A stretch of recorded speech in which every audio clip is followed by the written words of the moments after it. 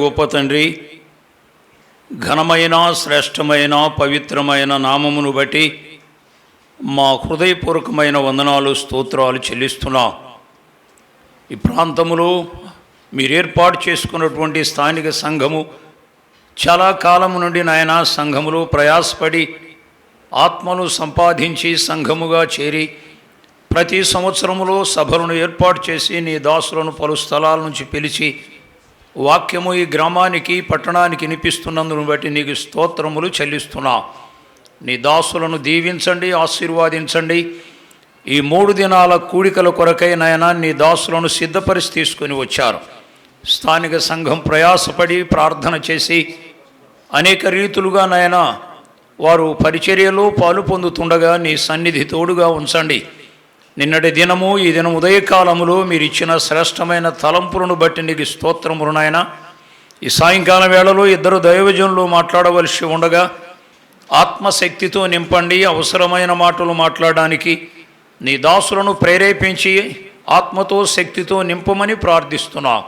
ముందుగా పాటలు పాడి వారిని కూడా మీరు దర్శించండి, మంచిగా ఆకర్షించడానికి సహాయం చేయమని ఈ కూడికకు పలు స్థలాల నుండి చేరి వచ్చిన నీ దాసులను నీ దాసురాండ్రను అనేక మంది సహోదరులు చేరి వచ్చి ఉండగా ప్రభువా వారికి కావలసినటువంటి నీ కృపను అనుగ్రహించి మంచి వాక్యాలతో నింపబడి వెళ్ళడానికి సహాయం చేయదు అని ఉన్నపాటున నీ చేతులు కప్పచెప్పుకుంటూ యేసయ్య అతి శ్రేష్టమైన నామమును బట్టి స్తోత్రములు చెల్లించి ఏడుకుంటున్నాము తండ్రి, ఆమేన్.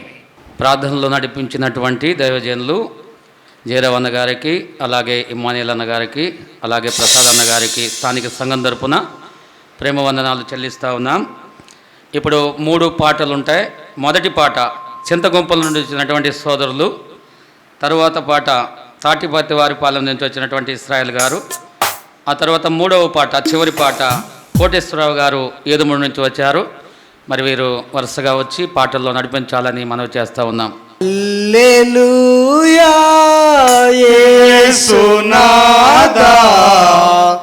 స్తోత్రముల్ చెల్లింతుమయ్యా, స్తోత్రముల్ చెల్లింతుమయ్యా. హల్లెలూయా యేసునాదా స్తోత్రముల్ చెల్లింతుమయ్యా, స్తోత్రముల్ చెల్లింతుమయ్యా.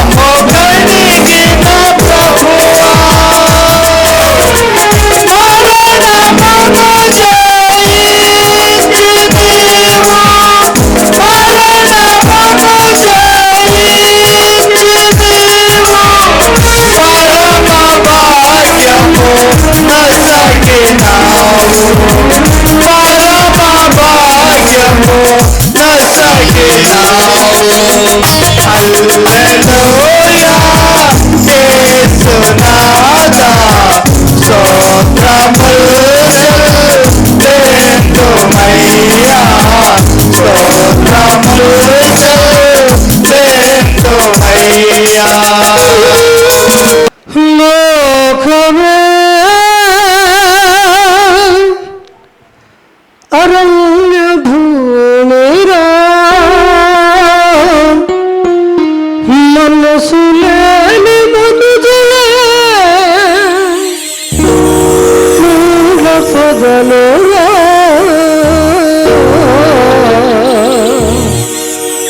బ్రహ్మధండు పదలురా లోకమే అరణ్య భూమిరా మనసు లేని మనుజులే మూల పదలురా బ్రహ్మధండు పదలురా లోకమే అరణ్య భూమిరా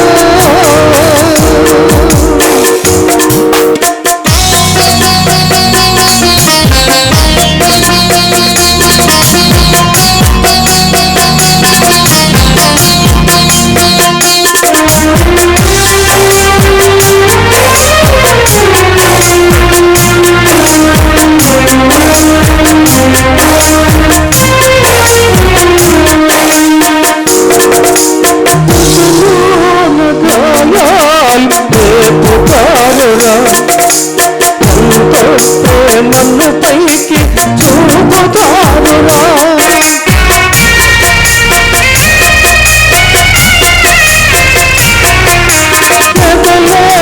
గాయాలు రేపుతారురా నన్ను పైకి చూపుతారురా ఎవరి ప్రేమ చూసిన కలుషతమేరా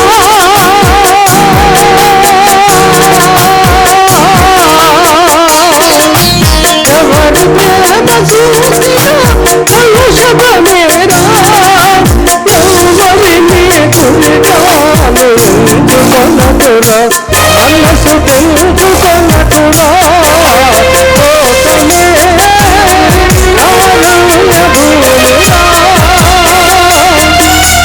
మనసు లేని మనుజులే మూల పదలురా బ్రహ్మధండు పదలురా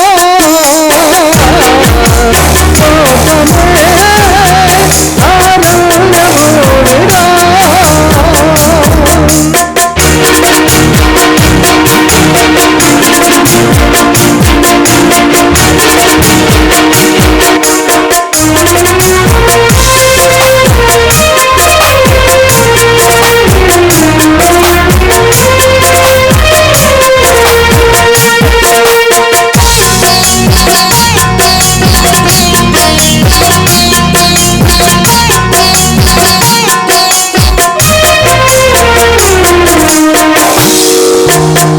పురుషురాలి క్షేమాన్ని వచ్చలేరురా పొడిసి పొడిసి మనసు నిలిసి సోముతారురా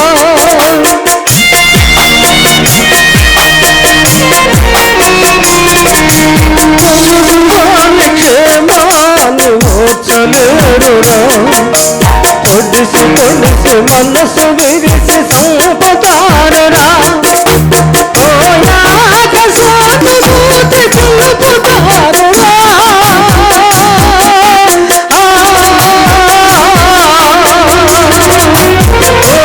ఓయాక సానుభూతి తెలుపుతారురా పుల్లి పుల్లి పెట్టి మరి పొగడుతారురా మరి పొగడుతారురా లోకమే అరణ్య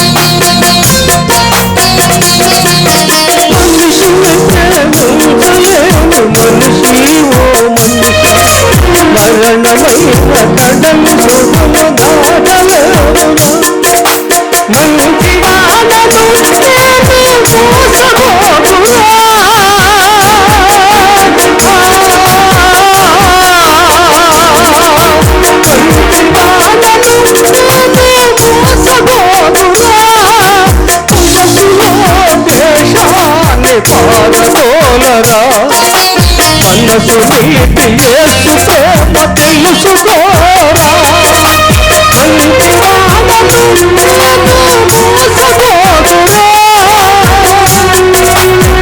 మనసులోన దేశాలు మారదోలరా మనసు నీటి యేసు ప్రేమ తెలుసుకోరా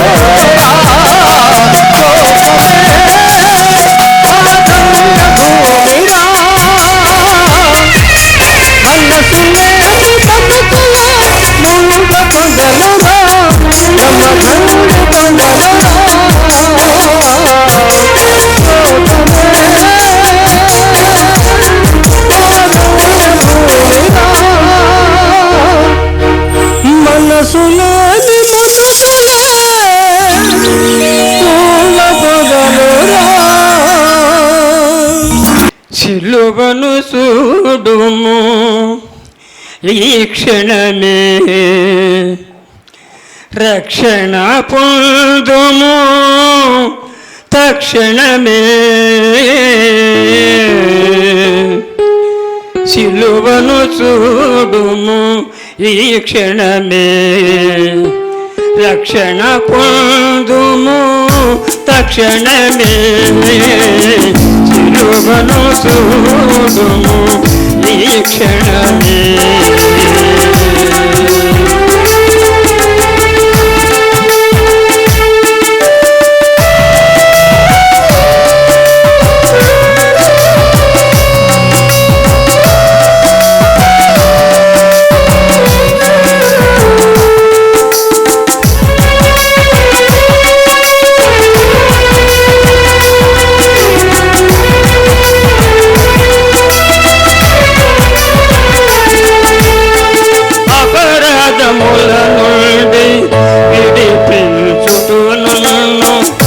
అగ్నిగంధకముల నుండి విమోచించబోరి నిన్ను అపరాధముల నుండి విడిపించుటకు నిన్ను అగ్నిగంధకముల నుండి విమోచించబోరి నిన్ను ప్రేమించిన ఆ యేసునాథుడు నీ పాపము కొరకు కలువరిలో పిలిచి పరలోకనాథుడు నీకై సిలువలో పరలోకనాథుడు నీకై సిలువలో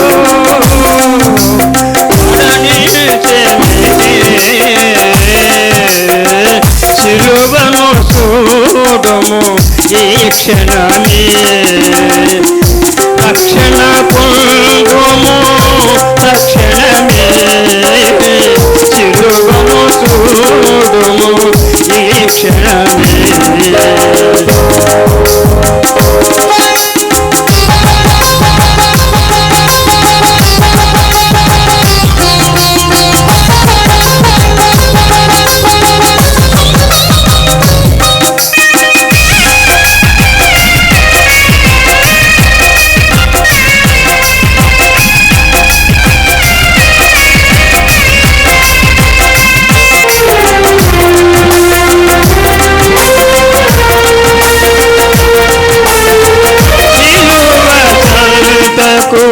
చేరుము సోదర సిలువయాగము చూడుమా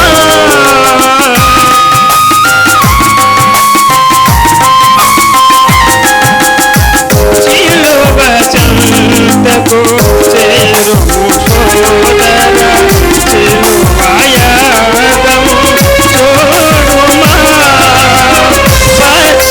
పశ్చాత్తాపముతో ఆ ప్రభు చెంత పాపిలని నీవు ఒప్పుకొనుమా యేసు రక్తములో కడుగబడి నీవు మోక్ష మార్గము చేరుమా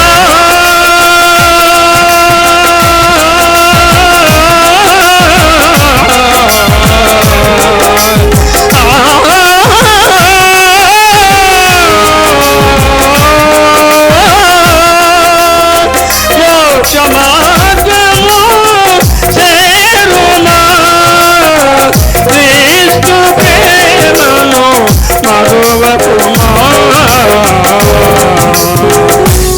సిలువను చూడుము ఈ క్షణమే రక్షణ పొందుము తక్షణమే సిలువను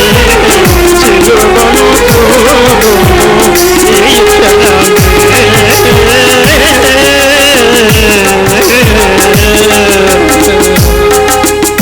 బహుడవైన మా ప్రియ ప్రభువా, మీకు వందనాలు, కృతజ్ఞత స్తోత్రములు నాయన. అద్దంకి పట్టణంలో ఎన్టీఆర్ కాలనీలో మీరు ఏర్పాటు చేసుకున్నటువంటి మీ సంఘాన్ని బట్టి మీకు స్తోత్రాలు. సంవత్సరాలు జరుగుతూ ఉండగా మీ కార్యాలు నూతన పరుస్తూ సంఘాన్ని అభివృద్ధి పరిచిన దేవ మీకు స్తోత్రాలు.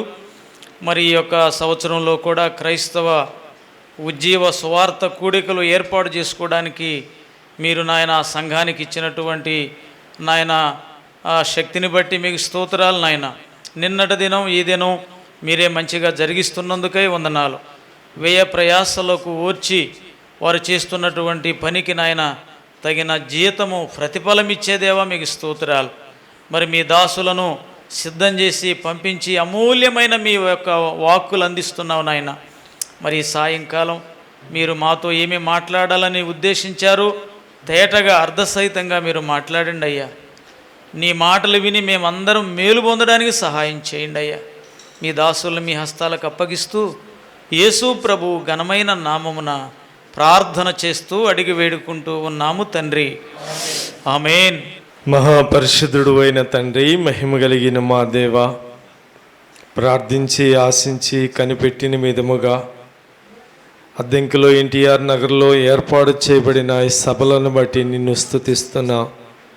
స్థానిక సంఘాన్ని ప్రేమించి ప్రేరేపింపచేసి ఈ 3 దినాలు నీ దీనదాసులను నీ వాక్యముతో నింపి చేరి రావటానికి నువ్వు చూపిన సహాయం కొరకై వందనాలు.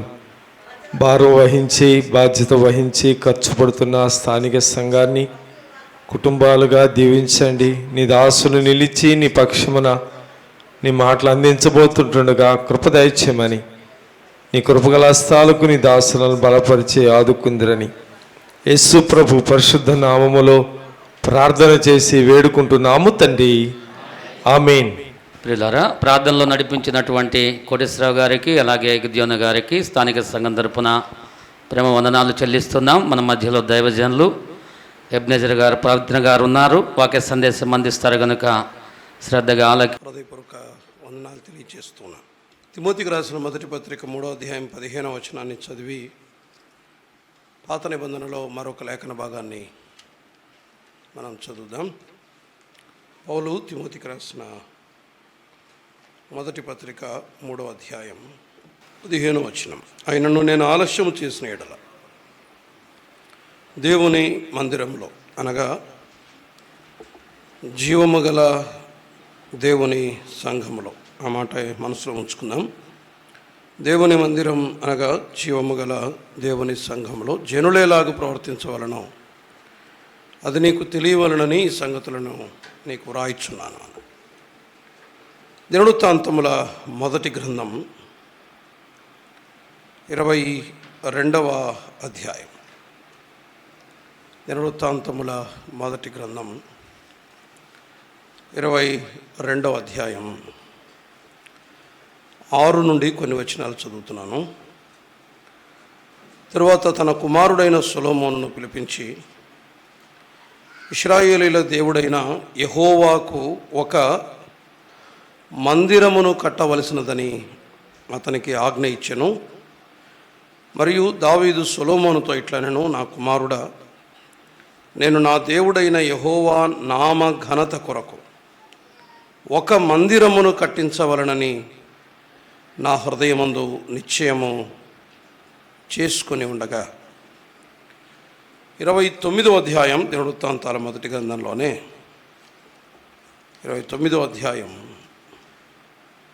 2వ వచనం చదువుదాం, లేకపోతే మొదటి వచనం. తరువాత రాజైన దావీదు సర్వ సమాజముతో ఇలాగూ సెలవిచ్చెను, దేవుడు కోరుకొనిన నా కుమారుడైన సొలొమోను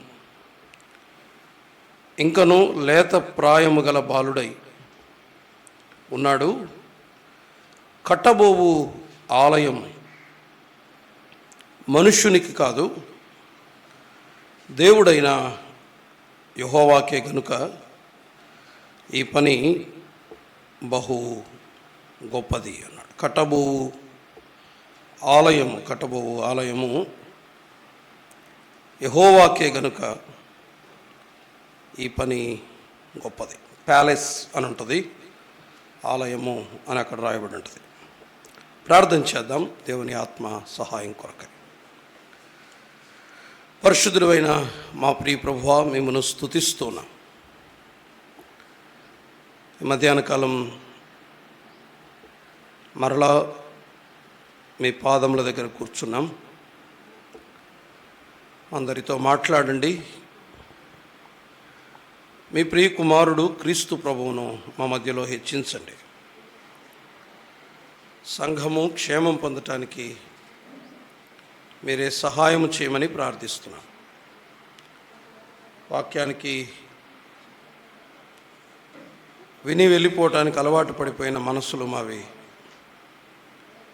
లేఖనాన్ని నేర్చుకోవటానికి, వాక్యాన్ని అంగీకరించడానికి, అలాగున జీవించటానికి మీ కృపనిమ్మని మీ దాసుని ఆత్మచేత నింపి మీ ప్రజల క్షేమం కొరకై వాడుమని క్రీస్తు యేసు దివ్యమైన నామమున స్తుతులు చెల్లించి ప్రార్థన చేస్తున్నాం మా పరమ తండ్రి. ఆమేన్. ప్రభునందు ప్రియ సోదరి సోదరులారా, ఉదయకాలం అంటే కొత్త నిబంధనలో వాడబడిన పదం దేవుని ఇల్లు, ద హౌస్ ఆఫ్ గాడ్. పాత నిబంధనలో దేవుని మందిరంగా, కొత్త నిబంధనలో కూడా దేవుని మందిరమే పిలువబడింది. దేవుని మందిరాన్ని గురించినటువంటి మొదటి ప్రస్తావన యాకోబు జీవితంలో నుండి 28వ అధ్యాయాన్ని ఆధారం చేసుకొని మరి ఉదయకాలం కొన్ని సంగతులు ఆలోచన చేశాం. మోషే కూడా ప్రత్యక్షపు గుడారాన్ని నిర్మిస్తున్నప్పుడు ద హౌస్ ఆఫ్ గాడ్ అన్నాడు, దేవుని మందిరమే అని కూడా అన్నాడు. అవసరతను బట్టి నేను దాటి ఈ లేఖన భాగం దగ్గరికి వచ్చాం. 22వ అధ్యాయం మనం చదువుకున్న 6వ వచనం 8వ వచనాల్లో కూడా again the house of God అని ఉంటుంది. దేవుని ఇల్లు లేకపోతే దేవుని మందిరం అని అంటారు. దేవుని మందిరం లేకపోతే దేవుని ఇల్లు పాత నిబంధనలో భక్తులకు కొంతమందితో సంబంధం కలిగింది. అంటే ఓల్డ్ టెస్ట్మెంట్ అంతా ఏంటంటే టెంపుల్ సెంటర్డ్ లైఫ్స్, అంటే మందిర కేంద్రిత జీవితాలు. మెయిన్ వాళ్ళ లైఫ్ అంతా కూడా ప్రత్యక్షపు గుడారము చుట్టూ లేకపోతే మందిరాల చుట్టూ ముడిపడి ఉంటుంది.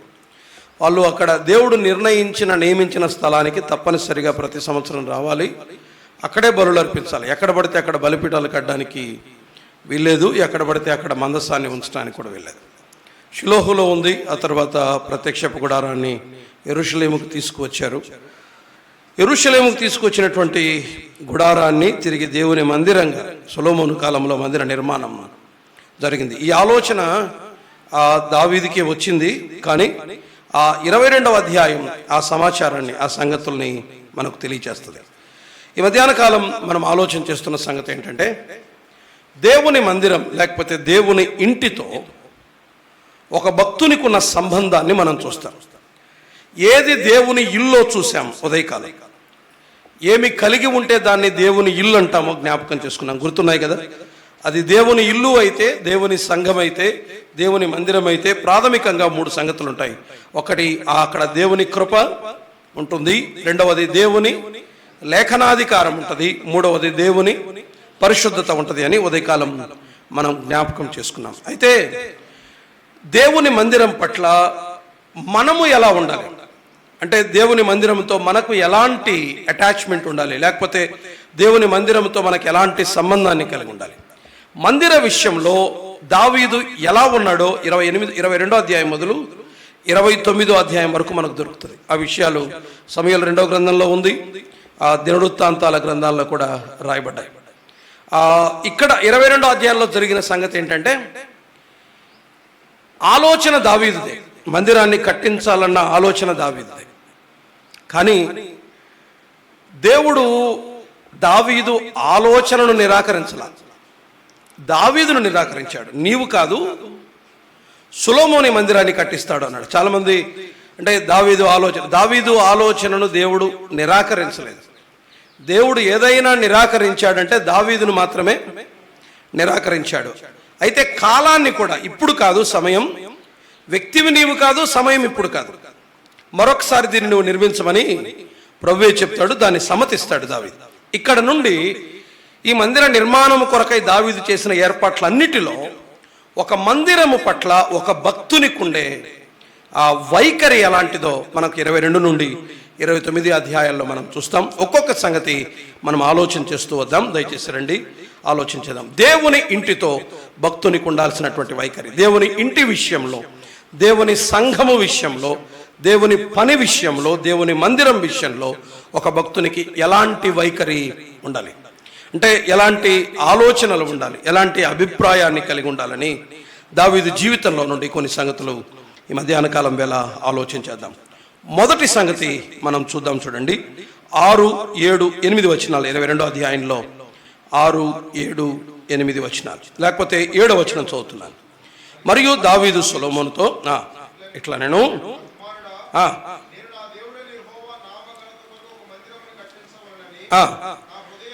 నా హృదయమందు నిశ్చయము చేసుకుని ఉండగా, మై హార్ట్, నా హృదయం అని అంటాడు. నా హృదయమందు నేను నిశ్చయము చేసుకుని ఉండగా అన్నాడు. దేవుని మందిరము విషయంలో దావీదు హృదయాన్ని మనం చూస్తాం, ద హార్ట్ ఆఫ్ డేవిడ్. దేవుని మందిర విషయంలో దావీదు హృదయాన్ని చూస్తాం. మొదటిది ఈ భాగంలో దావీదు హృదయం మనకు కనిపిస్తుంది. మందిర విషయంలో, దేవుని ఇంటి విషయంలో దావీదు హృదయాన్ని మనం చూస్తాం. ఏంటి దావీదు హృదయం మందిర విషయంలో, లేకపోతే పని విషయంలో? దావీదు హృదయం ఎలాంటిది అంటే, నిశ్చయం చేసుకున్నాడు, ఆల్మోస్ట్ ఫిక్స్ అయిపోయాడు, నేనే కట్టించాలి మందిరాన్ని అని దాదాపుగా ఫిక్స్ అయిపోయాడు దావీదు. అయితే గమనించండి, దావీదు హృదయం ఎంత ఉన్నతమైంది అంటే, ఎంత గొప్పది అంటే, ఆ సంగతులే మనం ఇక్కడ ఈ మధ్యాహ్న కాలం వేళ 1-2 విషయాలు మనం ఆలోచన చేద్దాం. వినండి, దేవుడు వద్దు అన్న తర్వాత, చాలా సామాన్యంగా ఆలోచించేద్దాం.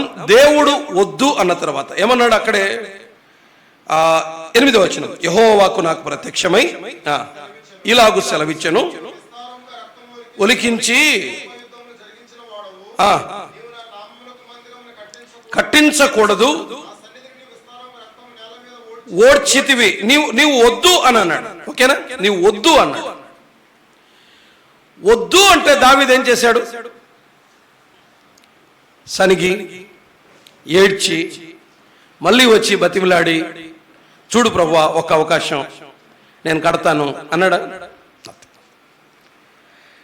నీవు చేయొద్దు అంటే దావీదు చేయలా. నిరాకరణను అంగీకరించిన హృదయం దావీదు. దేవుడు నీవు చేయొద్దు అంటే దావీదు ఏం చేశాడు? దాన్ని యాక్సెప్ట్ చేశాడు, అంగీకరించాడు. నేను మళ్ళీ చెప్తున్నాను, దావీదును దేవుడు మందిరమును గుర్చినటువంటి ఆలోచనను దేవుడు నిరాకరించలేదు. నిరాకరించింది ఎవరిని? దావీదును మాత్రమే. రెండవది, దావీదు ఆలోచన తప్పనలేదు, నువ్వు తప్పు మాట్లాడుతున్నావు, నువ్వు తప్పు చేస్తున్నావు అనలేదు. అయితే టైం ఇది కాదు, పర్సన్ నువ్వు కాదు, సమయము ఇది కాదు. ఆలోచన మంచిదే, ఆలోచన మంచిదే, కానీ కట్టాల్సిన వ్యక్తివి నీవు కాదు, కట్టించే సమయం ఇది కాదు. దావీదు దాన్ని అంగీకరించాడు, యాక్సెప్ట్ చేశాడు. స్ట్రైట్ క్వశ్చన్, ఒక మాట యథార్థంగా ఆలోచన చేద్దాం. దేవుడు వద్దు అన్న తర్వాత ఎంతమంది ఆగిపోతాం ఇక్కడ? దేవుడు నిన్ను నిరాకరిస్తే అంగీకరించగలమా? దేవుడు నన్ను నిరాకరిస్తే అంగీకరించగలమా? నీవు వద్దు అంటే మనం అంగీకరించగలమా? యాక్సెప్ట్ చేయగలమా దాన్ని? ఇది కాదు టైం, మరొక సమయంలో నువ్వు కట్టమంటే మనం దాన్ని యాక్సెప్ట్ చేయగలమా? వీటన్నిటికంటే మించి దావీదులో కనిపించే మరొక అద్భుతమైన లక్షణం ఏంటంటే, ఇప్పుడు చూడండి 22వ అధ్యాయం, ద హార్ట్ ఆఫ్ డేవిడ్. అక్కడ దావీదు హృదయాన్ని మనం చూస్తాం. ఏం చేశాడు చూడండి, దావీదు ఏం చేశాడు? 13వ వచనం 22వ అధ్యాయం, లేకపోతే 14వ వచనం. ఇదిగో ప్రయాసపడి బంగారమును 10 కోట్ల మణుగుల వెండిని తూచ శక్యము కానంత విస్తారమైన ఇత్తడిని ఇనుమును సమకూర్చి ఉన్నాను. మ్రానులను రాళ్లను కూర్చి ఉంచితిని, నీవు ఇంకనూ సంపాదించుదువుగాక అన్నాడు. 16లో అన్నాడు, కాబట్టి నీవు పనికి పూనుకొను. మాట అన్నాడా? నీవు పనికి పూనుకొనుము, యెహోవా నీకు తోడుగా ఉండును అన్నాడు. మన మైండ్ సెట్స్ ఎట్లుంటాయి తెలుసా? నీవు వద్దు, నువ్వు చేయకూడదు అంటే మన మైండ్ సెట్స్ ఎట్లుంటాయంటే, చేస్తే నేనే చేయాలి, లేదా ఇంకెవడూ చేయకూడదు. చేస్తే మాత్రం నేనేం చేస్తా, చేయాల్సిన ప్రయత్నాలని చేస్తే నేను చేయాలి, లేకపోతే లేదు. దావీదు ఏం చేశాడు? నాకు చేయటానికి అవకాశం ఇవ్వలేదు. చేసే కొంతమంది అన్నాడు కుమారుడు కాబట్టి సహకరించింటాడేమో. దావీదు మైండ్ అది కాదు. కుమారుడు కాకపోయినా మరొకరిని దేవుడు ఎన్నుకున్నా వాళ్ళకు కూడా ఏం చేసిండేవాడు? దావీదు సహకరించేవాడు. వినండి, తన తరువాత తరానికి అవసరమైన సామాగ్రినిచ్చి, వస్తువులనిచ్చి, సంపదనిచ్చి, ఆలోచన ఇచ్చి, నీవు పనికి పూనుకో, నేను నీకు తోడుగా ఉంటాను, దేవుడు నీకు తోడుగా ఉంటాడు. క్యారియర్ నీకు ఎంత సహాయం చేయాలో అంత చేస్తా. నువ్వు ఎంత పని చేస్తావు అంత పని జరిగించు. నేనేం చేస్తా? నీకు సహకరిస్తా. విస్తారమైన వెండినిచ్చాడు, బంగారునిచ్చాడు, కొలతలనిచ్చాడు, సహాయాన్ని ఇచ్చాడు, ఏమేమి చెయ్యాలో అన్నీ చేశాడు. తరువాత తరానికి, నీవు కాదు, నీ తరువాత తరం సొలొమోను కట్టించాలంటే దాన్ని అంగీకరించాడు. ప్రియులరా, పెద్దలారా, ఇక్కడ కూర్చున్న మనందరికీ ఒక ప్రశ్న. మనల్ని వద్దు అన్నా పీఠాలు పట్టుకొని గట్టిగా కూర్చున్నాం. మనల్ని నిరాకరించిన, క్షమించండి నన్ను ఈ మాట అంటున్నందుకు, మరొక తరాన్ని దేవుడు ఎన్నుకొని వారి ద్వారా పని జరిగిస్తుంటే, ఇప్పుడు నా వయసు నుంచి నా తర్వాత ఇంకొక తమ్ముడు ఉన్నాడు అనుకోండి, ప్రభు అతన్ని ఎన్నుకొని అతని ద్వారా పని జరిగిస్తుంటే నా వలన ఏమవుతుందో నేను అంత వారికి ఇచ్చి పనిలో సహకరిస్తున్నానా? మన తరువాత తరానికి, యంగర్ జనరేషన్కి, లేచి వచ్చే మరొక కొత్త తరానికి మనం ఎంత ప్రోత్సాహాన్ని ఇస్తున్నాం, మనం ఎంత సహకారాన్ని అందిస్తున్నాం, మనం ఏమి ప్రొవైడ్ చేయగలుగుతున్నాం చెప్పండి? ఏమిచ్చి వెళ్తున్నాం తరువాత తరాలకు? దావీదు ఇవ్వాల్సినవన్నీ ఇచ్చి వెళ్ళాడు సొలొమోనుకు, నువ్వు పని చేయి. దావీదు మనసు ఒకటే, పిల్లరా, జరగాల్సింది పని అంతే. ఎవరు చేసినా పర్లేదు, అక్కడ ఏం జరగాలి? పని జరగాలి. ఎవరి నామఘనత కొరకు? యెహోవా నామఘనత కొరకు పని జరిగితే చాలు. అక్కడ పని జరుగుతుందా? That's it, fine, carry on. నీకేం కావాలి తీసుకో. సంపాదించాడు, ఇచ్చాడు, సహకరించాడు, ప్రోత్సహించాడు, నువ్వు పనికి పూనుకో, యెహోవా నీకు తోడుగా ఉంటాడు. ఎంతమంది ఉన్నారు? ఎంతమంది ఉన్నారు? ఆలోచన చేయండి. ప్రియులారా, దావీదు హృదయం దేవుని నిరాకరణను అంగీకరించాడు. దేవుడు వద్దన్న దాన్ని తీసుకోగలిగాడు. నీవు కాదు మరొకరికి అప్పగించు అంటే అప్పగించాడు. నీవు ఏమైనా ఇవ్వగలుగుతావా ఇవ్వు అంటే వారికి ఇచ్చాడు. తన కాలంలో తన వంతు తరువాత తరము కొరకు ఏమేమి చేసి వెళ్ళాలో చేసి వెళ్ళాడు. పెద్దలారా, మీరు చేసిన పరిచర్య చాలా ఘనమైంది. మిమ్మల్ని ఎవరు నిరాకరించట్లేదు, మిమ్మల్ని కాదనట్లేదు. మీ పరిచర్య గొప్పది, మీ పరిచర్య చాలా ఘనమైంది. ఏమీ లేని కాలంలో మీరు చాలా గొప్ప పరిచర్య చేశారు. తరువాత తరానికి, మీ తరువాత తరాలకు ప్రభు పని కొరకై మీరు ఏం వదిలి వెళ్తున్నారు? ఎంతమందిని ప్రోత్సహించగలుగుతున్నాం? ఎంతమందిని తయారు చేయగలుగుతున్నాం? ఒక వ్యక్తిని దేవుడు ఎన్నుకొని ఉపయోగిస్తుంటే నువ్వు పనికి పూనుకో, యెహోవా నీకు తోడుగా ఉండునుగా. కానీ ఎంతమందిని మరొక తరాన్ని ప్రోత్సహిస్తున్నాం, నేటి ఈ పెద్ద తరం, రాబోయే తరాన్ని. ఆలోచించేయండి.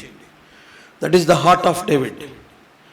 అది దావీదు హృదయం. దావీదు హృదయమే కాదు, కొత్త నిబంధనలో పౌలు మనస్సు కూడా ఇంచుమించు అలాంటిదే. చూడండి, ఆయన నిరాకరణలో మంచితనం మాత్రమే కాదు, పౌలు యొక్క మనస్సును కూడా ఒకసారి చూద్దాం. చూడండి, మనకు తెలిసిన వచన భాగాలే ఊరికి చదువుతున్నాం అంతే.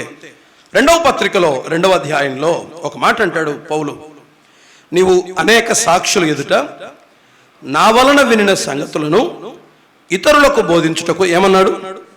సామర్థ్యము గల నమ్మకమైన మనుషులకు అప్పగించు. నా వలన వినినవి ఇతరులకు బోధించుటకు సామర్థ్యము గల నమ్మకమైన మనుషులకు నీవు అప్పగించు. నేను నీకు చెప్తాను, నీవు ఇతరులకు చెప్పు, వాళ్ళు ఏం చేస్తారు? ఇతరులకు చెప్తారు. ఈ పరంపర కొనసాగాలి. నీవు నాకు సహాయం చేయాలి, నేను మరొకరికి సహాయం చేయాలి, మరొకరు మరొకరికి సహాయం చేయాలి. ఈ పరంపర కొనసాగాలి. మనము చేయగలిగింది, మనము ఇవ్వగలిగింది మన వల్ల కాదు, అది మన పరిధి కాదు, మన మేర కాదు. ప్రభు మనల్ని వద్దన్నాడు, అక్కడికి ఆగిపోమన్నాడు. అంగీకరించగలమా? అతన్ని ఎన్నుకున్నాను, నన్ను సహకరించమని చెప్పాడు. అంగీకరించగలమా? నేటి తరంలో సిక్ లీడర్షిప్, వ్యాధిగ్రస్తమైన నాయకత్వం ఉంది. వ్యాధిగ్రస్తమైన నాయకత్వం. నాకు ఈ మధ్యకాలంలో ఒక ఫండ్రల్ జరిగింది, వెళ్ళాను. ఆయన గురించి మాట్లాడమంటే నేను అబ్జర్వ్ చేసిన ఒకే ఒక విషయం మాట్లాడాను. 7-8 సంవత్సరాలుగా రెగ్యులర్గా వెళ్తున్నాను నేను అక్కడికి. ఆ మందిర ఏర్పాటుకు కారణం కూడా ఆయనేనట. అక్కడ కొన్ని చొలాల్లో పనిచేయడానికి కారణం కూడా ఆయన, పెద్ద ఆయన. బట్ నేను అబ్జర్వ్ చేసింది, నమ్మండి, ఆయన ఫలానా అని చెప్పేంతవరకు నాకు తెలియదు. ఆయన 2 సంవత్సరాలు వచ్చి వెళ్ళాను, ఆ ఫలానా ఆయన అని చెప్పేంతవరకు నాకు తెలియదు. ఈయన ఇక్కడ పనిచేశాడు. తర్వాత తరం నిలబడి అక్కడ వేదికల మీద కనబడుతూ ఉంటే 7-8 సంవత్సరాలుగా ఏ రోజు వేదిక మీద కనబడలేదు, నడిపించలేదు. ఆయనకు అందరితో పాటు ప్రార్థనిస్తే ప్రార్థన చేసి కూర్చునేవాడు. ఆ స్థానిక సంఘం పనిలో ప్రయాసపడినవాడు, ముఖ్యుడైన వాడు. అతను వృద్ధాప్యంలో ఉన్నాడు. జస్ట్ కూర్చొని తన తర్వాత తరం నడిపిస్తుండగా జస్ట్ ఎంజాయ్, ఆయన ఆనందించాడు. నేను చూసింది చెప్తున్నాను. పిల్లరా, పని ఎవ్వరు చేసినా పర్లేదు, పని జరిగితే చాలు అనే మనస్సు దావీదు. ఆ మనస్సుంటే ఈ ఉద్రిక్తమైన వాతావరణం ఎందుకుంటో చెప్పండి. ఈ అభద్రత వీడు నన్ను తొక్కేస్తాడేమో, దీని ద్వారా నాకు నష్టమేమో, రేపొద్దున నేను పైకి రాకుండా అడ్డగిస్తాడేమో. ఎంత ఇన్సెక్యూర్గా బతుకుతున్నాం, ఎంత ఇన్సెక్యూర్గా అభద్రతా భావంతో సేవ చేస్తూ ఉన్నాం. ఆలోచన చేద్దాం. ద హార్ట్ ఆఫ్ డేవిడ్, దావీదు హృదయం ఇది. నిరాకరణను అంగీకరించాడు, మరొకరికి అప్పగించమంటే అప్పగించాడు, అవసరమైతే ఏమేమి సమకూర్చి వెళ్ళాలో అన్ని సమకూర్చి తరువాత తరాలకు ఆయన వెళ్ళిపోయాడు. మనసులో దావీదుకున్నది ఒకటే, ఆయన నామ ఘనత కొరకు ఒక మందిరం కడితే చాలు, అక్కడ పని జరిగితే చాలు, ఆత్మలు రక్షించబడితే చాలు. బ్రదర్, క్యారీ ఆన్, నేను ఉన్నాను, నీకేం కావాలో నేను ఇవ్వగలుగుతాను. That is the heart of David. దేవుని మందిర విషయంలో మనందరి హృదయాలలో ఉండాల్సినటువంటి తలంపు ఇదే. పిల్లరా, అన్నీ మనము చేయలేము, అందరూ అన్నీ చేయలేరు. అన్నీ మనం చేయలేం, అందరూ అన్నీ చేయలేరు. అందరూ అన్ని స్థలాలకు వెళ్ళలేరు. పౌలు సైతం ఒక మాట అంటాడు, మా మేరకు మించి అతిశయపడం. దేవుడు మాకు ఎంత కొలిచి ఇచ్చాడో మేర, ఆ మేరలోనే మనం పనిచేస్తాం. ఇతరుల మేరలోనికి మేము ప్రవేశించమంటాడు. ప్రభువు మనకు ఎంత కొలిచి ఇచ్చాడే అంతే చాలు, మిగిలిన భాగం నీకొద్దు. దావీదు పని దావీదుది అయిపోయింది, ఇంక వెళ్ళిపోవాలి. సొలొమోనుకు అప్పగించాడు ఆ పనిని, అది సొలొమోనే చేయాలి. దాన్ని అంగీకరించాడు. That is the heart of David. అది దావీదు హృదయం, మొదటిది. రెండవది చూడండి, మరొక వచన భాగాన్ని మనం చదువుదాం. 22వ అధ్యాయంలోనే 6వ వచనం మరలా చదువుదాం. 7వ వచనం మరలా చదువుదాం. 22వ అధ్యాయం 7వ వచనం. నా కుమారుడా, ఆ మాట పట్టుకోండి. నేను నా దేవుడైన యెహోవా నామ ఘనత కొరకు, నేను నా దేవుడైన యెహోవా నామ ఘనత కొరకు ఒక మందిరమును కట్టించవలెను. దావీదు భారం, అది దావీదు హృదయం. దేవుని ఇంటి విషయంలో, దేవుని పని విషయంలో ఇది దావీదు భారం, ద ప్యాషన్ ఆఫ్ డేవిడ్. దావీదు హృదయ భారం ఏంటో తెలుసా? ఒకటే. ఎన్నిసార్లు అంటాడో తెలుసా మాట? నేను వచనాలు త్వరగా చెప్తాను, మీరు ఒకసారి చూడండి. సమూయేలు 2వ గ్రంథం 7వ అధ్యాయం 13వ వచనంలో అంటాడు, అక్కడ అంటాడు యెహోవా నామ ఘనత కొరకు, ఆయన నామ ఘనత కొరకు అంటాడు. రాజులు 1వ గ్రంథం 5వ అధ్యాయం 4వ వచనంలో ఆయన నామ ఘనత కొరకు ఒక మందిరం అంటాడు. 5వ వచనంలో ఆయన నామ ఘనత కొరకు ఒక మందిరం అంటాడు. రాజులు 1వ గ్రంథం 8వ అధ్యాయం 17 నుండి 20 వచనాల్లో 2-3 పర్యాయాలు ఆయన నామ ఘనత కొరకు అంటాడు. దినవృత్తాంతముల 2వ గ్రంథం 6వ అధ్యాయం 7వ వచనంలో మందిరము దగ్గర ఆయన నామ ఘనత కొరకు అంటాడు. ఒక మాట చెప్పమంటారా? దావీదు దేవుని మందిరం అనే మాట వచ్చిన ప్రతిసారి ఒక మాట మాట్లాడతాడు. ఏమని? నేను మందిరం కట్టించాలనుకున్నాను అనలేదు, నేను మందిరము కట్టించాలనుకున్నాను అనలేదు, నేను మందిరం కడతాను అనలేదు. ఏమన్నాడు? ఆయన నామ ఘనత కొరకు మందిరం, ఆయన నామ ఘనత కొరకు మందిరం. అది దావీదు భారం. దావీదు ఏం చేసినా ఒకటే ఉంటది. ఏంటది? ఆయన నామ ఘనత, ఆయన నామ ఘనత. సువార్త చెప్పాడా? ఆయన నామ ఘనత. పని చేశాడా? ఆయన నామ ఘనత. మోటివ్, దావీదు హృదయ ఉద్దేశం, దావీదు లక్ష్యం, దేవుని మందిర నిర్మాణం వెనకాల ఉన్నటువంటి ప్రధానమైన లక్ష్యం ఏంటంటే ఆయన నామ ఘనత. ఇది దావీదు హృదయ భారం. దావీదు భారం ఏంటంటే ఆయన నామం కనపరచబడాలి, ఆయన నామం కనపరచబడాలి. పైన వచనం అంటాడు చూడండి, ఆయన ఎంత బాగా అంటాడు ఆ మాట. 5వ వచనం 22వ అధ్యాయం 5వ వచనం చూడండి. 22:5 దినవృత్తాంతాలు 22:5. నా కుమారుడైన సొలొమోను పిన్న వయసు గలవాడు. ఆ మాట చదవండి. యెహోవాకు కట్టబోవు మందిరం దాని కీర్తిని బట్టియు అందమును బట్టియు సకల దేశములలో ప్రసిద్ధి చెందినట్లుగా అది చాలా ఘనమైనదై ఉండవలెను. ఎవరి కట్టే మందిరం? యెహోవా కట్టే మందిరం. ఆయన నామ ఘనత, ఆయన నామ ఘనత, ఆయన నామ ఘనత. పిల్లరా, దేవుని గృహములో, దేవుని ఇంటిలో, దేవుని పని విషయములో, దేవుని మందిర విషయంలో మన హృదయ ఉద్దేశాలు ఏంటి చెప్పండి? ఆయన నామ ఘనత. ఎవరి నామం కనపరచబడాలి? ఆయన నామం. పని చేశానా? ఎవరికి ఘనత? ఆయన నామ ఘనత. ఒక మాట ఒకలా జ్ఞాపకం చేస్తాను. జయసూచక శిలను నిలిపాడు ఒకతను. ఎవరైనా? సౌలు. గెలిచి నిలిపాడా? ఓడిపోయి నిలిచాడా? ఓడిపోయి జయసూచకమైన శిలను నిలిపాడు. ఎందుకు జయసూచకమైన శిల? బైబిల్లో ఏ భక్తుడు కూడా జయసూచకమైన శిలను నిలపల. జయసూచకమైన శిల వ్యక్తి అతిశయాన్ని, ఘనతను చూపిస్తుంది. భక్తులు కట్టింది ఏంటో తెలుసా? బలిపీఠాలు. బలిపీఠాలు ఏమని చెప్తాయి? బలిపీఠం ఏం చెప్తుందంటే, నేను చాలిన వాణ్ణి కాను ప్రభువా, ఇదిగో బలి అర్పిస్తున్నాను, దీని ద్వారా నీవు నన్ను అంగీకరించు. నేను కొరత ఉన్నవాణ్ణి, నేను కొదువు ఉన్నవాణ్ణి, నేను బలహీనుణ్ణి, నన్ను యాక్సెప్ట్ చేయి ప్రభువా. బలిపీఠాలు మన కొరతను, మన తక్కువ స్థితిని, మన అసమర్థతను, మన బలహీనతను బలిపీఠాలు చూపిస్తే, జయసూచక శీలలు ఏం చూపిస్తాయి? మన అతిశయాన్ని చూపిస్తాయి. నేడు మనం కడుతున్నది బలిపీఠాలు. బలిపీఠం అంటే ప్రభువా నీవు నన్ను అంగీకరించు. ఏ కారణాన్ని బట్టి? ఈ పశువుని బట్టి. నాలో ఏముంది? కొరత ఉంది, నాలో బలహీనత ఉంది, నన్ను నీవు అంగీకరించు. అని బలిపీఠాలు కడతాడు సహజంగా భక్తులు. మనము కట్టాల్సింది, ఒకవేళ కడితే ఏం కట్టాలి? బలిపీఠాలు. కానీ జయసూచక శిలలు కాదు. నేడు చాలా స్థలాలలో కడుతున్న మందిరాలన్నీ జయసూచక శిలలే.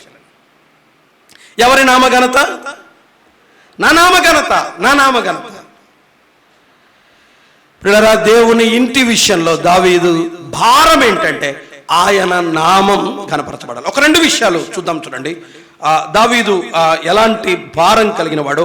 ఒక్క మందిర విషయంలో కాదు, మిగిలిన 1-2 సంగతులు జ్ఞాపకం చేస్తాను. ఒకసారి సమూయేలు మొదటి గ్రంథానికి రండి.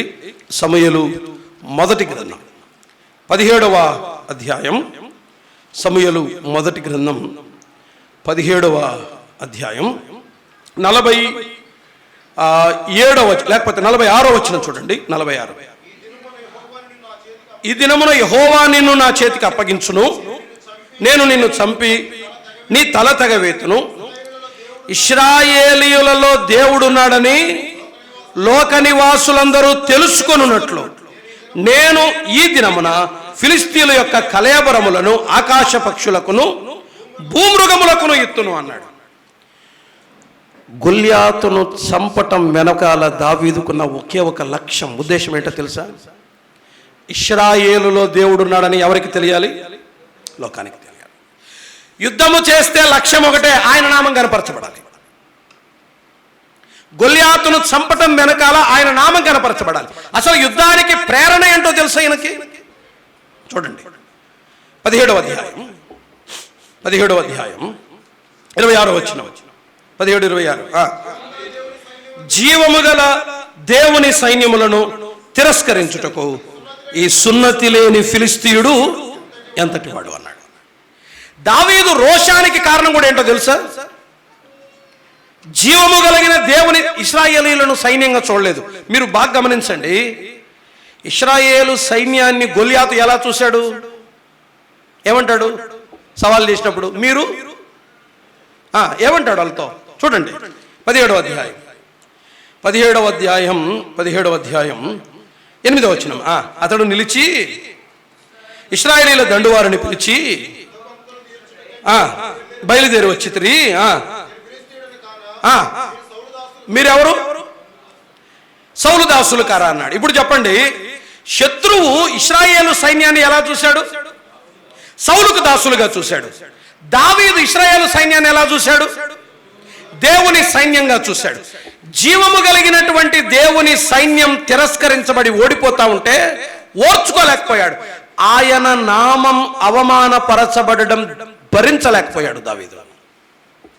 ఆయన నామ ఘనత కొరకై అంటాడు, ఇశ్రాయేలీయులలో దేవుడున్నాడని లోక నివాసులందరూ తెలుసుకున్నాడు. అందుకు నిన్ను చంపుతా.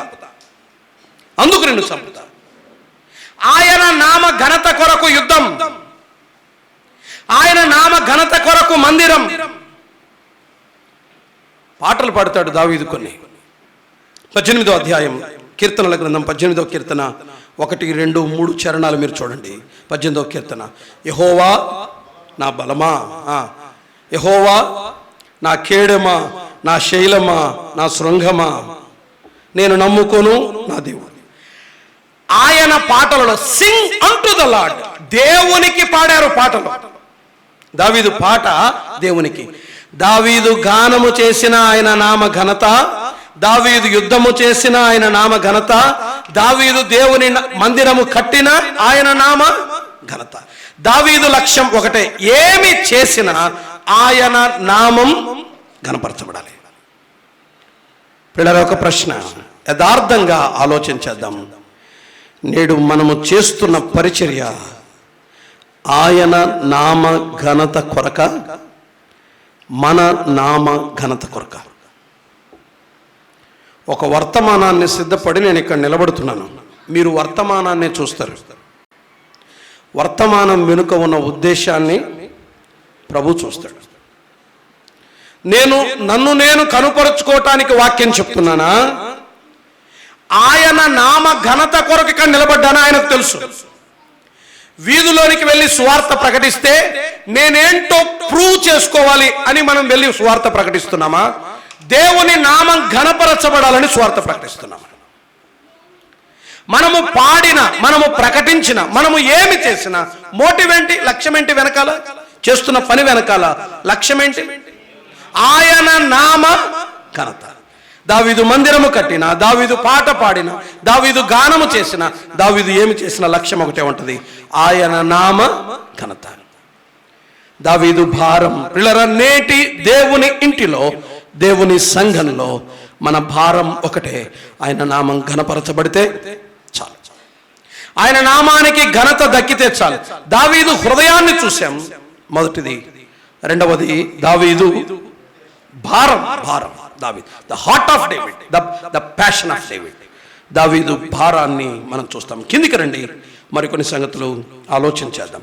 22వ అధ్యాయం, 22వ అధ్యాయం ఏది? దినవృత్తాంతాల మొదటి గ్రంథం 22వ అధ్యాయంలో మరొక్క వచనాన్ని మనం చదువుదాం. అక్కడ చదివి మళ్ళా సమూయేలు 2వ గ్రంథానికి కూడా మనం వద్దాం. 22వ అధ్యాయం, 22వ అధ్యాయం సమూయేలు దినవృత్తాంతాల 2వ గ్రంథం 22వ అధ్యాయం 13వ వచనం.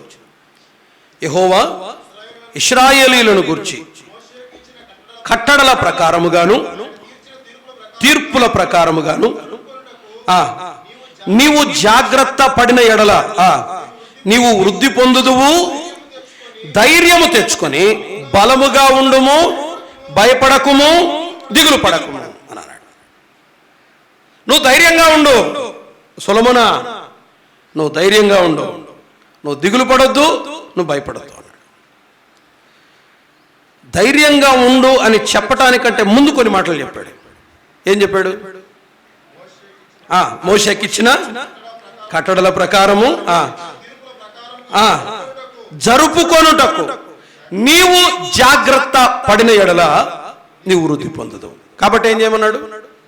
ధైర్యంగా ఉండవు. ఇప్పుడు చెప్పండి, దేవుని పని విషయంలో, దేవుని మందిరము విషయంలో దావీదు ధైర్యం ఏంటి? తన ధైర్యం అదే.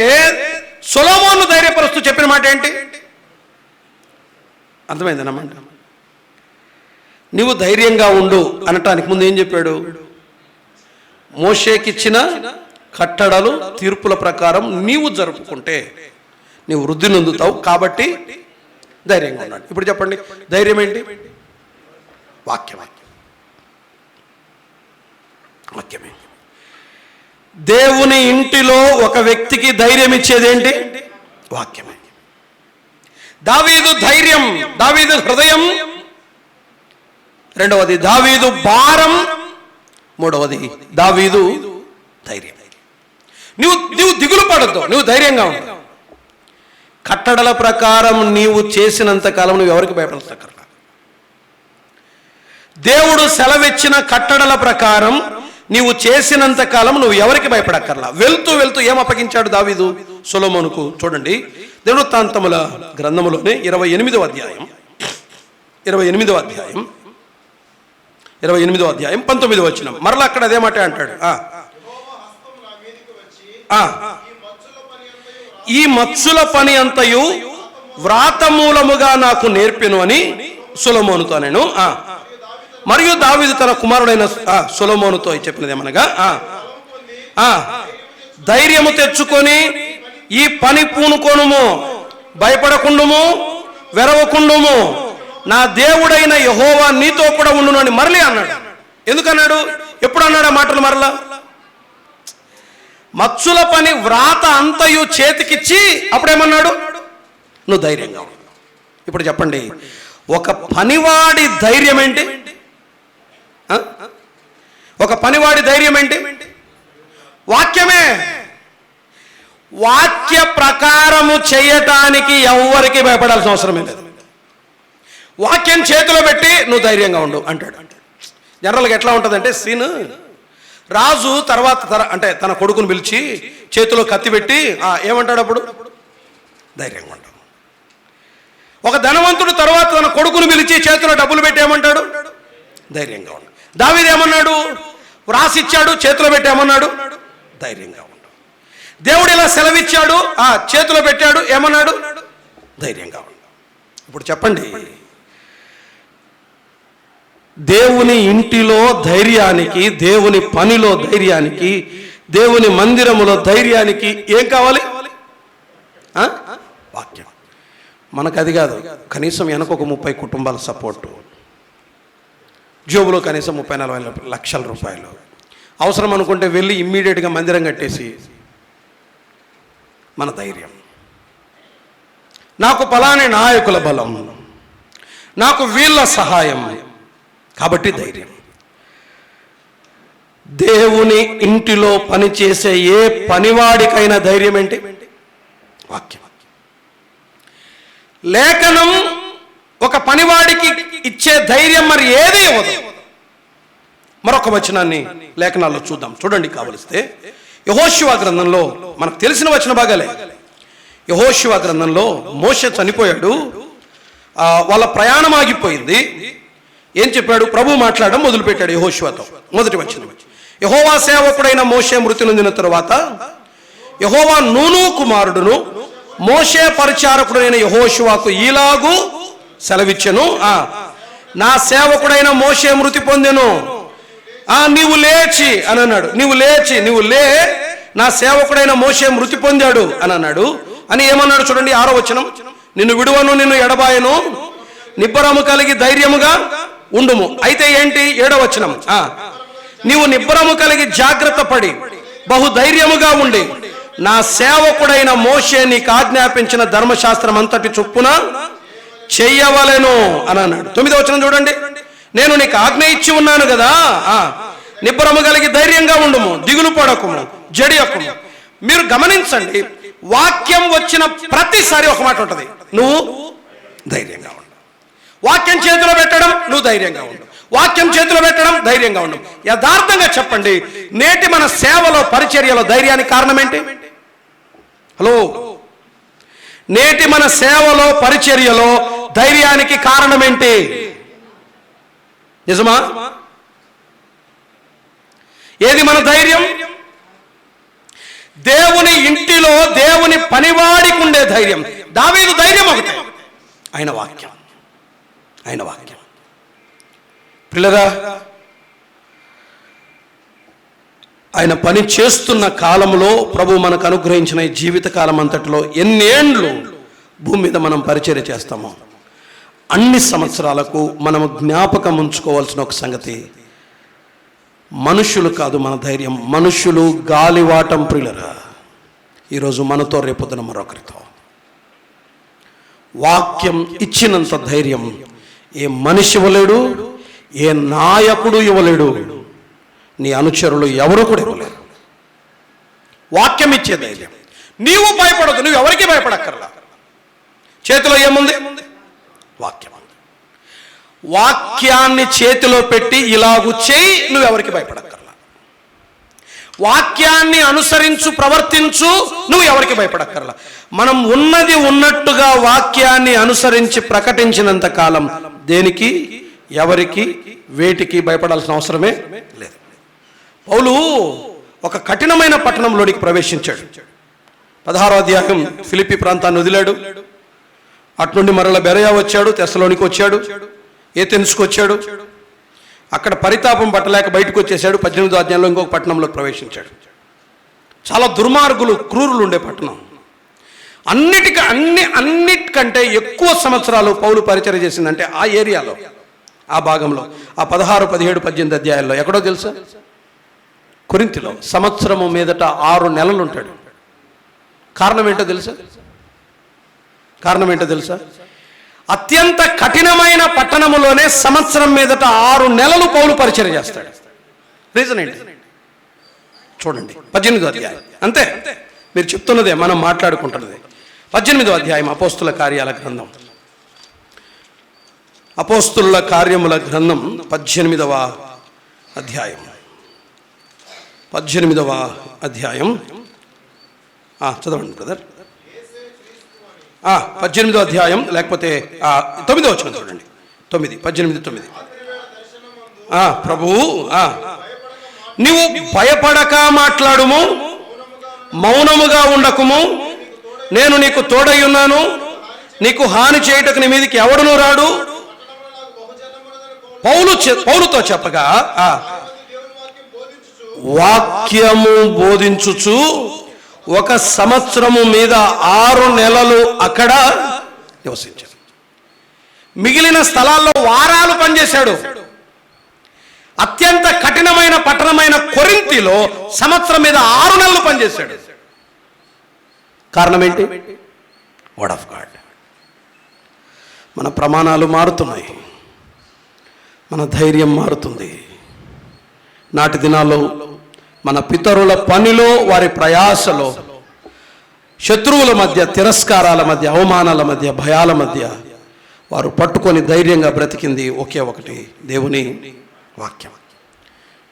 బైబిల్ అంతట్లో మీరు చూడండి, వాక్యం వచ్చిన ప్రతిసారి కింద ఉంటుంది, నువ్వు ధైర్యంగా ఉండు, నువ్వు దిగులు పడద్దు, ధైర్యంగా ఉండు, దిగులు పడద్దు. పిల్లరా, ఇది దావీదు ధైర్యం. దేవుని మందిర విషయంలో, దేవుని పని విషయంలో, దేవుని ఇంటిలో దావీదు ధైర్యం. 1 దావీదు హృదయం, 2 దావీదు భారం. ఏంటి దావీదు భారం? ఏం చేసినా ఆయన నామఘనత, అంతే. ఏమైనా చేయి, పాడినా, ప్రకటించినా, ఏం చేసినా ఆయన నామానికి ఘనత వస్తే చాలు.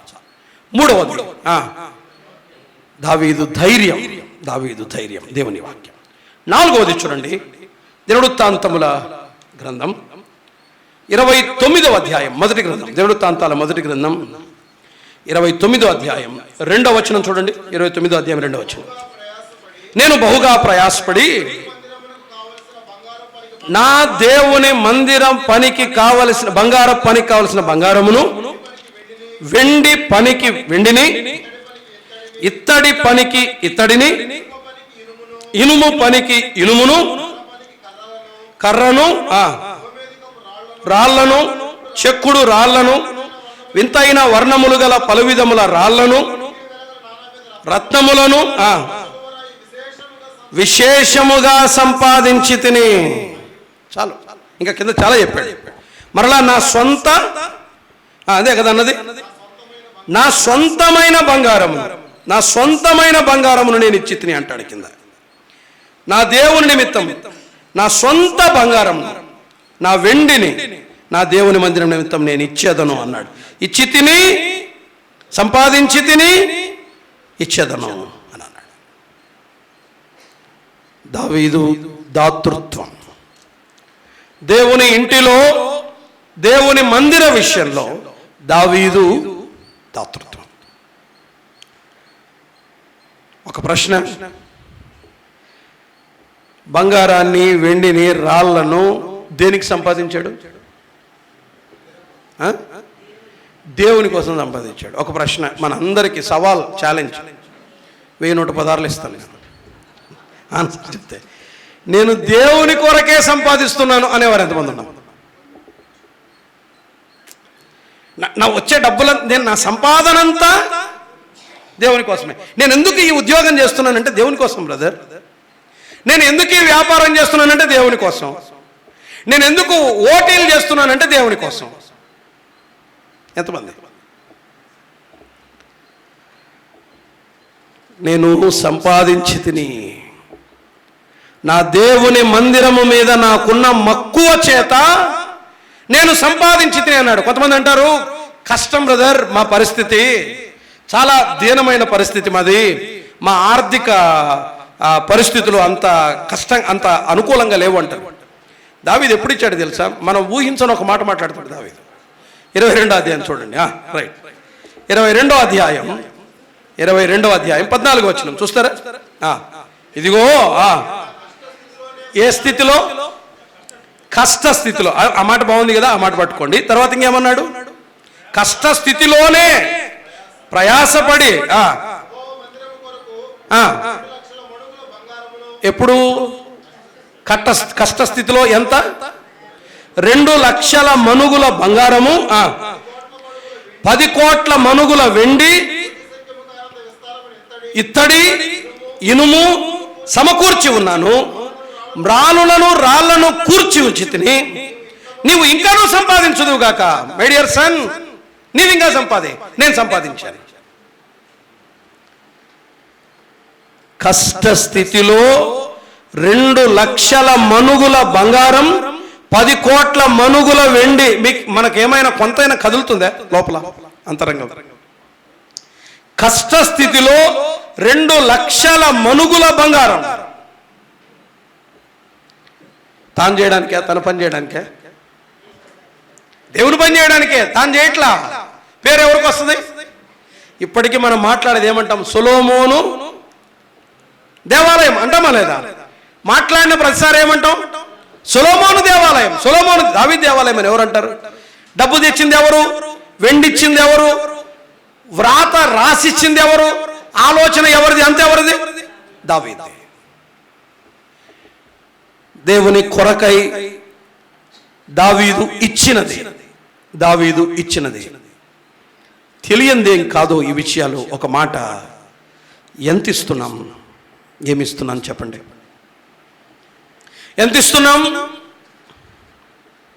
ఏమిస్తున్నాం, ఏమి ఇవ్వగలుగుతున్నాం? దారుణం ఏంటంటే, దారుణమైన సంగతులు ఏంటంటే,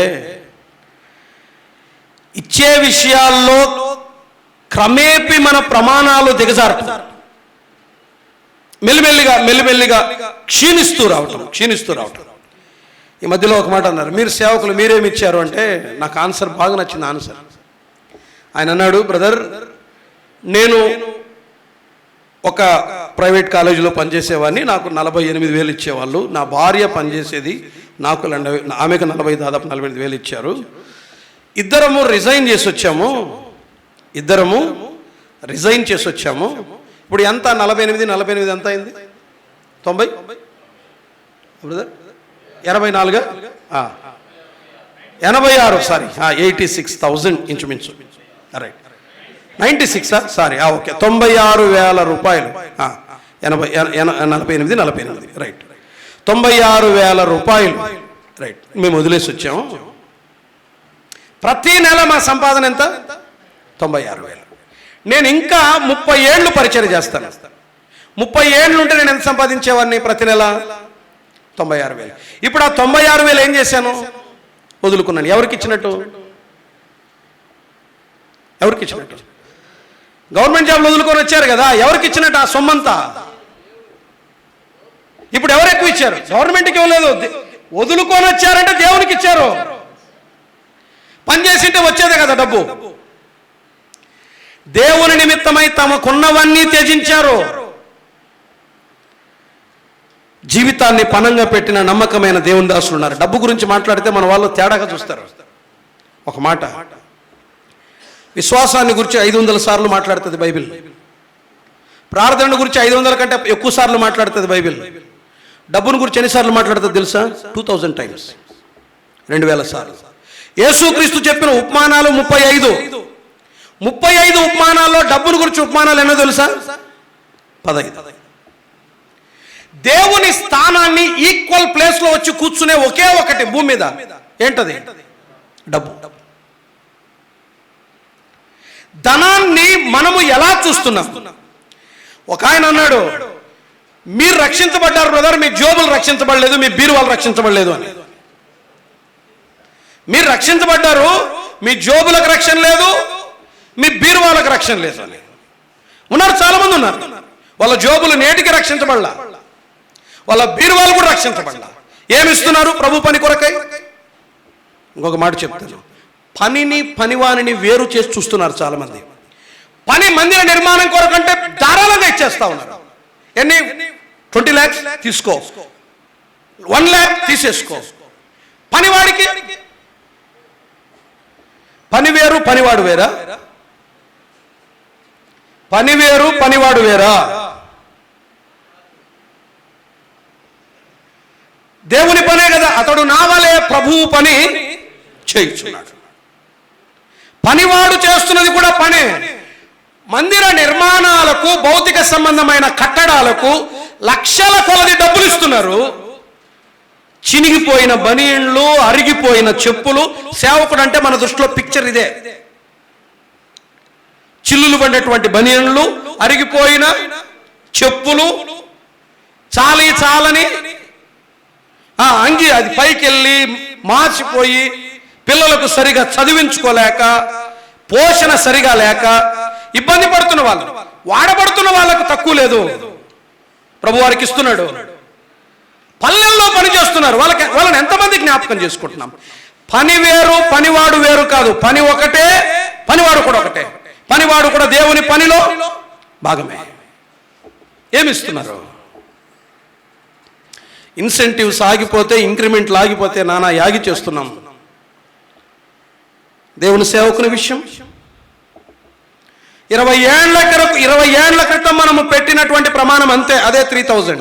పెంచలా, రేట్లు పెరిగిపోయాయి, బియ్యం పెరిగిపోయింది, బ్యాలు పెరిగిపోయాయి, అన్నీ పెరిగిపోయాయి. అతనికి అంతే 3000. పిల్లరా, మన దాతృత్వం ఏది? దేవుని కొరకు ఇచ్చే విషయంలో నా కష్ట స్థితిలో 2 లక్షల మనుగుల బంగారాన్ని నేను ఇచ్చాను. తూచ శక్యము కానంత వెండినిచ్చాను నేను ఇంకా ఇస్తాను అంటాడు తర్వాత ఆయన 29వ అధ్యాయంలో. నేను ఇంకా ఇచ్చేదను, నేను ఇస్తాను. ఆయనకి ఇవ్వటానికి ఏంటి కష్టం? దావీదు దాతృత్వం, దావీదు హృదయం, దావీదు భారం, దావీదు ధైర్యం, దావీదు దాతృత్వం. చివరిది ఆ మాట చదివి నేను ప్రార్థన చేస్తాను. 29వ అధ్యాయం దినవృత్తాంతాల మొదటి గ్రంథం 16వ వచనాన్ని చూడండి. 29వ అధ్యాయం 16. మా దేవా యెహోవా,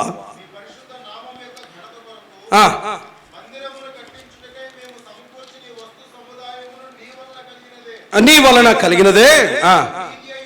ఆ మాట నాకు మరలా చదవండి. 16లో ఏమన్నాడు?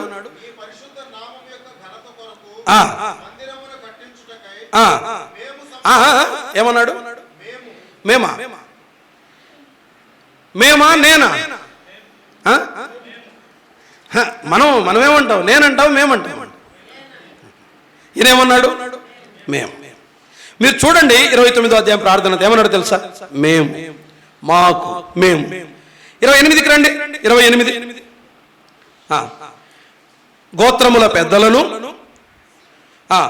28:1 దినవృత్తాంతాల మొదటి గ్రంథం 28:1.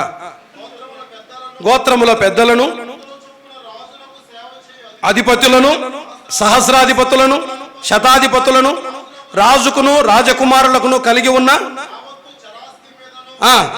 స్థిరాస్తి మీదను ఉన్న అధిపతులను, ఇశ్రాయేలీల పెద్దలందరినీ, పరివారమును, పరాక్రమశాలులను, సేనా సంబంధులైన పరాక్రమశాలులందరినీ రాజగు దావీదు యెరూషలేమునందు సమకూర్చెను. అప్పుడు రాజైన దావీదు లేచి నిలబడి ఈలాగును సెలవిచ్చెను, నా సహోదరులారా, నా జనులారా, నా మాట ఆలకించుడి. యెహోవా నిబంధన మందసమునకును మన దేవుని పాదపీఠమునకును విశ్రమ స్థానముగా ఉండుటకు ఒక మందిరము కట్టించవలనని నా హృదయమందు నిశ్చయము చేసుకుని సమస్తం సిద్ధపరచు. ఎంతమందిని పిలిచాడు? ఈయన ఎవరు? రాజు. ఏమైనా చేయొచ్చు. ఎవరైనా అడుగుతారా? ఎవరు అడగరు. ఎంతమందిని పిలిపించాడు? అందరినీ. ఎవరిని అడగాల్సిన అవసరమే లేదు దావీదుకు.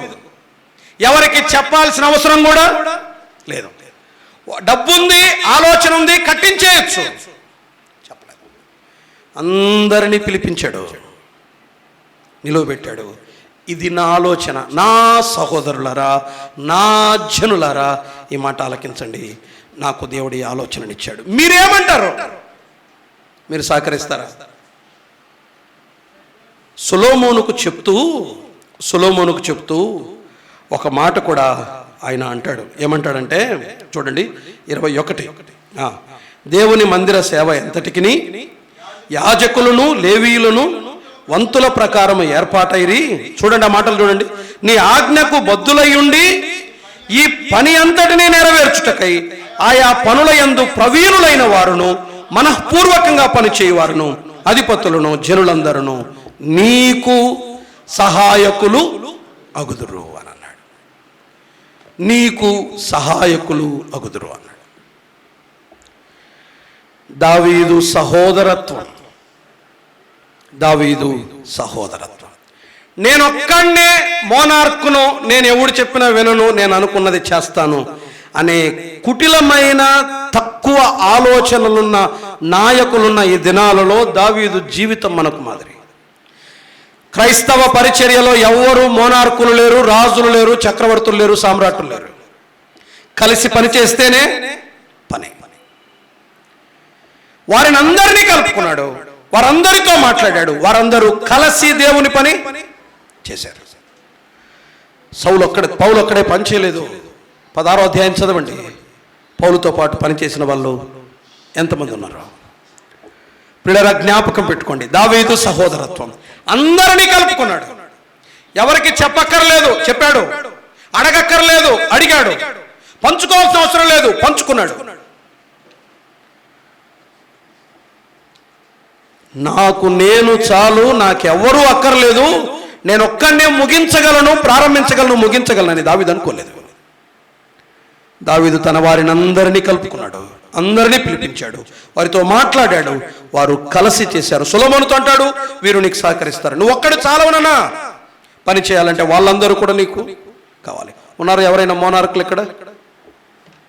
నేనేమనుకుంటే అది, నేను ఎవరిని అడగను, నేనేం చెప్పను. ఉన్నారు ఎవరైనా మనలో? దావీదు సహోదరత్వం. దేవుని ఇంటిలో, దేవుని సంఘములో దావీదు సహోదరత్వం. అందరినీ కలుపుకున్నాడు, కలిసి పనిచేశాడు. ప్రార్థన చేసేటప్పుడు కూడా అంటాడు, మేము మాది, మేము మాది. నేననే మాట మాట్లాడాలి, మేము మాది.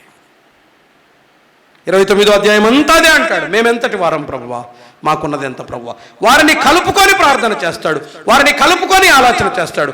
కుమారునికి కూడా చెప్తాడు, నువ్వు ఒక్కడివి చాలు నాన్న, వీరందరి సహాయం నీకు కావాలి, వారు నీకు సహాయకులు అవుతారు.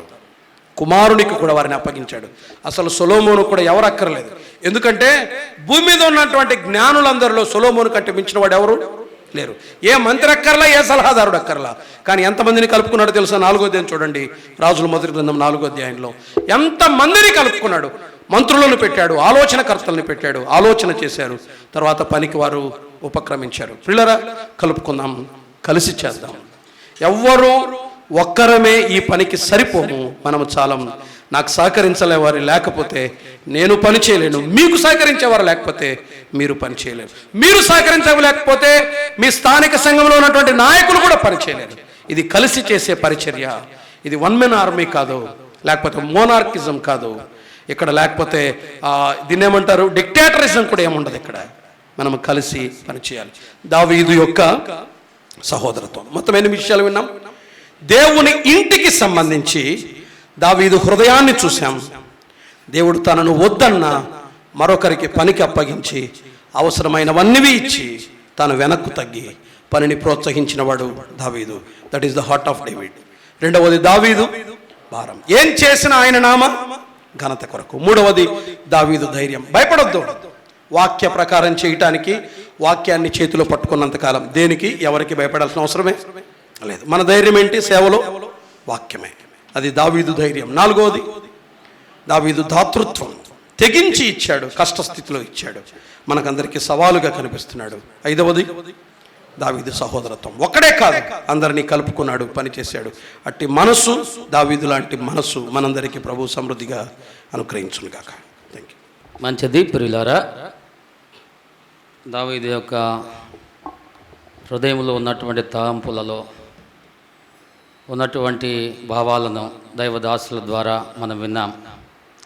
టోటల్గా మొత్తం ఆలోచన చేసేది ఏమిటి అంటే, సేవకులైనా, పరిచారకులైనా, విశ్వాసులైనా వాక్యం ఉంటే లేదు వివాదం.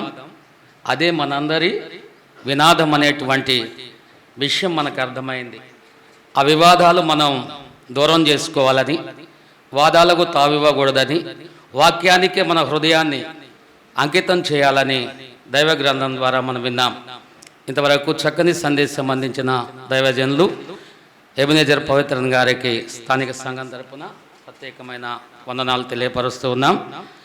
ఒక పాట, ఒక పల్లవి, ఒక చరణం గురుమూర్తి గారు, మార్టూరు నుండి వచ్చినటువంటి గురుమూర్తి గారు పాడతారు. ఆ పాట పాడిన తర్వాత ఇద్దరు దైవజనులు ప్రార్థన చేస్తారు. మొదటిగా భీమవరం నుండి వచ్చినటువంటి సామిల్ గారు, తర్వాత మేదరమెట్ల ఎస్సీ కాలనీ నుండి వచ్చినటువంటి ఆదాం గారు ప్రార్థన నడిపిస్తారు. రాతి కొండను నేను ఖాళీ అయ్యున్నాను,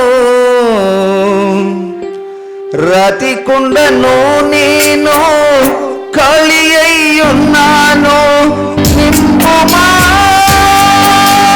అంచుల వరకు నీకింపుగా మార్చబడుటకు, నింపుమా అంచుల వరకు నీకింపుగా మార్చబడుటకు, రాతి కొండను నేను ఖాళీ అయ్యున్నాను, రాతి కొండను నేను ఖాళీ అయ్యున్నాను.